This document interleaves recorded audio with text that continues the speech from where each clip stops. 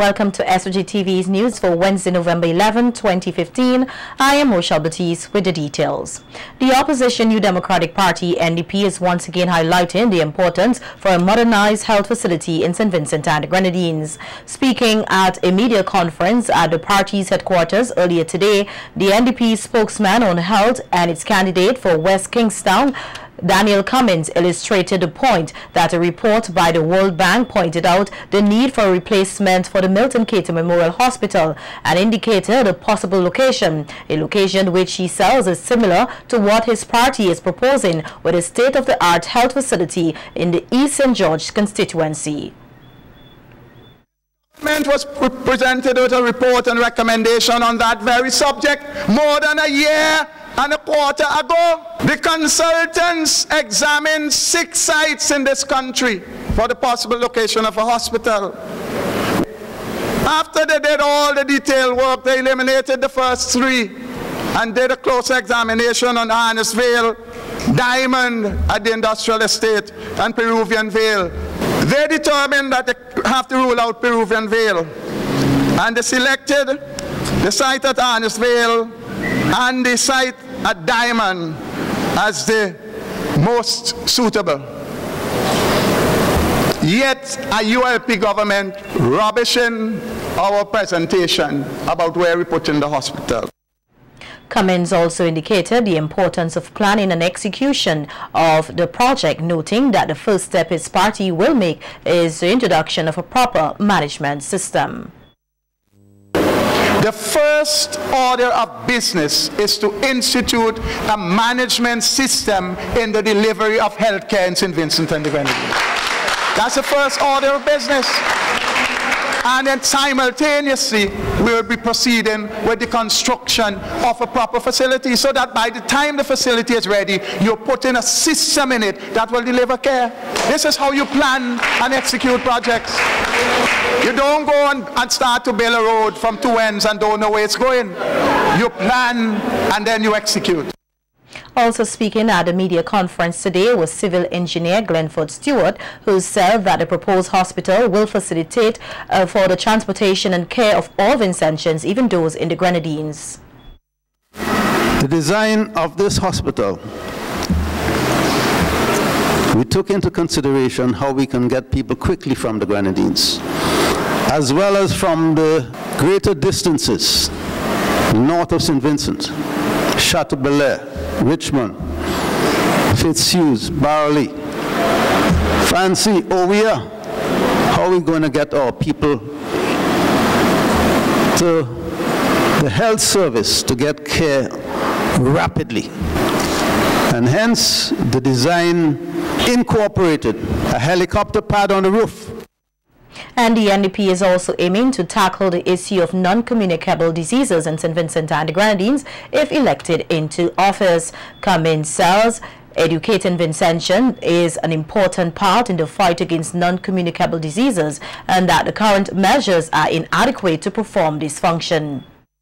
But it also speaks to a problem of, as the report speaks, of the high incidence of sugar and pressure. And all we are doing is adding Band-Aid. We have to arrest that. We have to teach people how they can wean themselves off of insulin. We have to teach people how they can make themselves healthy. We have to take health care into the communities. We have to help people to treat themselves.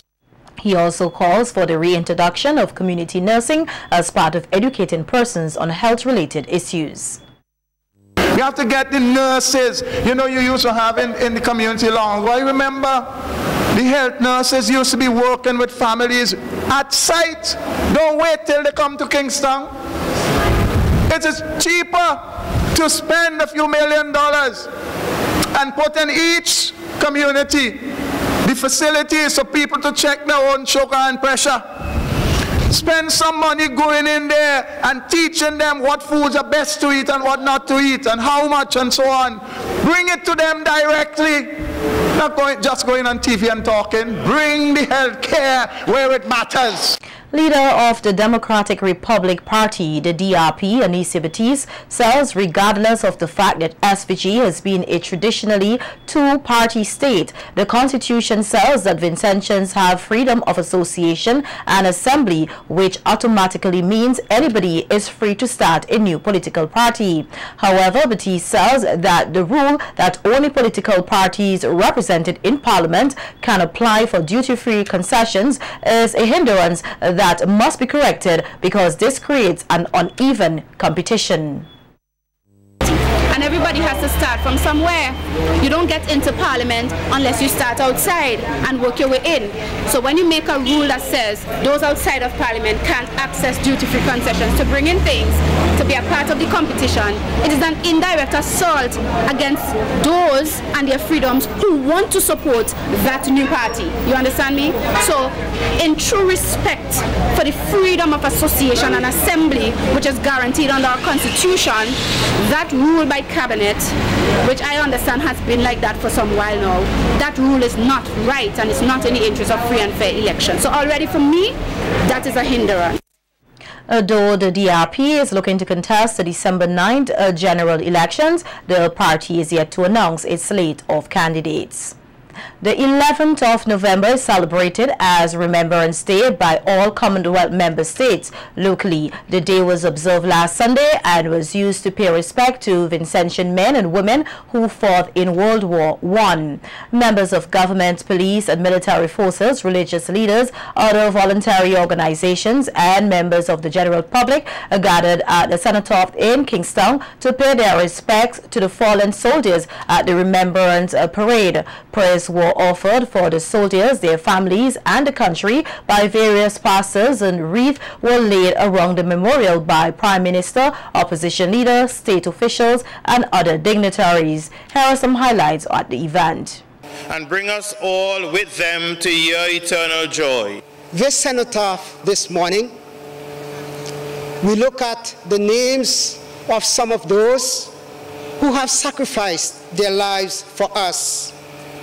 And we thank you for so doing. Heavenly Father, as we celebrate this Armistice Day, that we will be filled with love for those who would have gone ahead and made life much easier for us. Lord, we remember them and we can pray for the families, we can pray for their friends, and we can pray for our beautiful country, St. Vincent and the Grenadines.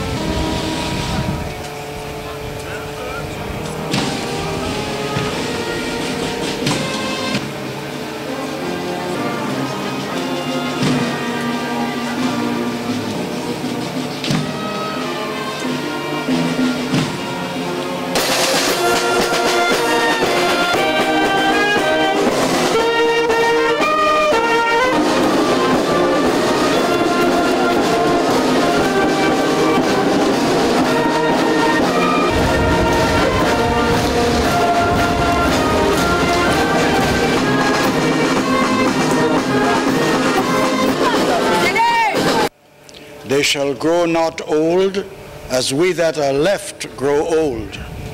Age shall not weary them, nor the years condemn. From the going down of the sun, and in the morning, we shall remember them. We shall remember them.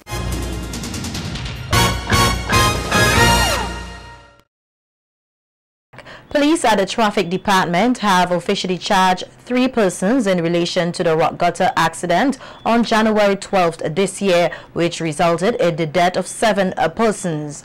Ehud Myers, Colbert Bowens and Donovan Nanton appeared at the Serious Offences Court today, charged jointly by omission causing the death of 7 passenger students who were traveling in an omnibus. They were not allowed to plead to the charge as it was laid indictable. The formal charges came in light of the recent conclusion of a coroner's inquest in which a decision was taken that the accused person should be held responsible for the deaths of the students. Their next appearance in court is January 21st, 2016, when a date is expected to be set for the preliminary inquiry. One cannot lead without a full understanding of the facts or without having a vision and a philosophy which will in turn assist him or her in fashioning practical policies and programs. That's according to Prime Minister Dr. Ralph Gonsalves as he addressed students of the St. Vincent and Grenadines Community College who yesterday received $500 cash award for CSEC, CAPE and associate degree passes. Dr. Gonsalves outlined to the students that his government's policies as it relates to education and reiterated his commitment towards the development of all students in St. Vincent and the Grenadines. Noting the physical development program of the St. Vincent and Grenadines Community College at Villa, Dr. Gonsalves outlined that with the funding from the European Union and the government of SVG, the facilities at the college saw an expansion amounting to some $34 million, which saw more students being accepted to the institution. With having the division of arts, sciences and general studies and having the teacher division here give us the sense that we are, and given our numbers now and all our facilities, is like we are in a university setting. And indeed we do offer university programs here through the articulation arrangements. And of course the community college consists of the technical division, technical and vocational education, training and nursing education, which are at different campuses. We have now 2,500 students or thereabouts. PM Gonsalves said that his government will stop at nothing to ensure that the proper facilities are in place for students to receive quality education, instilling that in the education of individual, the three most critical persons are the student, the teacher, and the parent, and that his government's policies ensure that none out of the three are left behind. Making a reference to the economically disadvantaged student loan program, PM Gonsalves said that $6 million is allocated every year to fund this program, which offers beneficiaries a direct entry to university. He urged the students to keep these policies in mind as they are intended to improve not only their development but also the development of the country. Since 2002, under this program, this Prime Minister has guaranteed $90 million for the young people of this country. And you get a student loan up to $120,000 for the 3 years. If it's medicine, it's $148,000. And if it's law, it's $135,000. There is no program like it anywhere in the world. No program like it. In her address at yesterday's handing over ceremony, Chief Education Officer Luan Gilchrist urged all students at the secondary level to become aware of the set standard required to gain an award. Gilchrist outlined that all students upon graduating secondary school after 12 years of basic education must meet the standard of gaining at least 5 passes at the CSEC level, including maths and English language. 12 years of basic education must bring to you and your families the dividends which relate to the investments which have been made by your families and by the government into your education. I'm speaking to the principals now. Please, we're having some issues with registration. Students must be registered for a minimum of 5 subjects. I will have to address those individual principals who have not followed those instructions at this time. that is an issue with which we will deal at the level of the Ministry of Education. But if we are setting a standard of 5 CSEC passes, including math and English, then students at the end of their 12-year basic education career must be made eligible to meet those standards.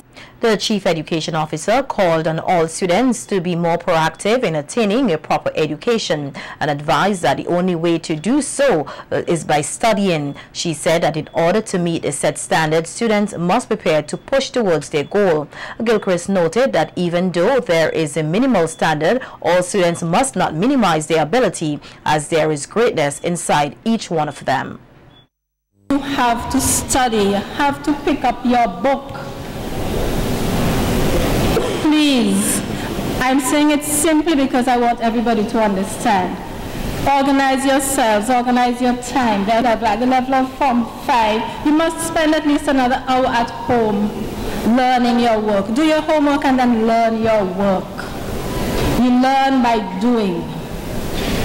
Please, we are investing heavily in you. We would like you to invest as heavily in yourselves. And the most that we're asking of you now as students is that you study. Vincentians are being encouraged to practice healthy eating habits, which are the key to halt the rise of diabetes here in St. Vincent and the Grenadines. The appeal comes from President of the SVG National Diabetic and Hypertensive Association, Rosita King, who was speaking at a symposium held earlier today in commemoration of World Diabetes Day, to be observed on November 14th. According to King, the aim of the symposium is to assist type 1 diabetics and their families in learning more about self-care management, as well as to increase knowledge and awareness about the disease and to improve techniques in the administration of insulin. According to King, most Vincentians will develop and live with type 1 diabetes. Therefore, it is important to learn to eat balanced meals and live more active lives. As we are aware that diabetes is a serious chronic disease which imposes lifelong demands on persons living with the condition and their families. Almost 600 million of us may be living with type 2 diabetes by 2035. In order to delay type 2 diabetes, we are recommending that persons have a healthy lifestyle. King urges the public to help raise awareness of diabetes in the country. The president noted that a healthy lifestyle can prevent up to 70% of type 2 diabetes. Healthy lifestyle can prevent up to 70% of type 2 diabetes. Healthy eating can help reduce the risk for type 1. A healthy diet containing things like leafy vegetables, fresh fruits, whole grains, lean meat, unsweetened yogurt, and nuts can help to reduce a person's risk of type 2 diabetes and reduce complications in persons with diabetes. King used the opportunity to outline the other planned activities in observance of World Diabetes Day. And as I said before, the theme is healthy living and diabetes. We ask you who are here and other persons, well-wishers, to continue to follow the activities of the Diabetic Association. We will be at the vegetable market on Saturday, World Diabetes Day, and we will be sharing some information on diabetes. So there will be a little booth there set up for screening and other information on dietary lifestyle. Also, we'll continue our activity with views and issues on NBC Radio on the 15th, which is a Sunday. And the topic is living with diabetes. The theme of World Diabetes Day from 2014 to 2016 is healthy living and diabetes. And this year, internationally, there is a focus on starting each day right by having a healthy breakfast. World Diabetes Day was jointly introduced by the World by the World Health Organization, the WHO, and the International Diabetes Federation. The Global Diabetes Awareness Campaign was introduced amidst concern over an escalating diabetes epidemic.